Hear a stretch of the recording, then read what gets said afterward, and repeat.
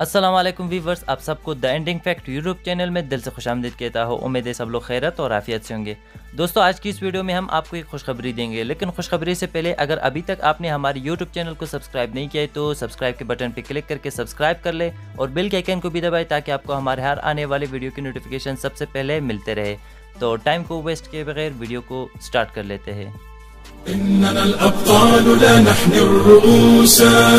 إننا للمجد أرخصنا النفوسا خالد في البر كان ليث حق في البحار كان حوتا بربروسا إننا الأبطال لا نحن الرؤوسا إننا للمجد أرخصنا النفوسا।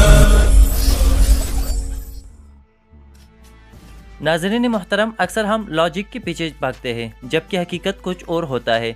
ऐसे ही कुछ बुज़दाक साहब ने हमारे साथ किया। तो नाज़रीन, आपके लिए खुशखबरी ये है कि बामसी बे हमारे साथ आगे भी होगा, जिसका सबूत ये है कि बामसी सुल्तानिया उस सलीम और कुलूश उस्मान दोनों में रहेगा।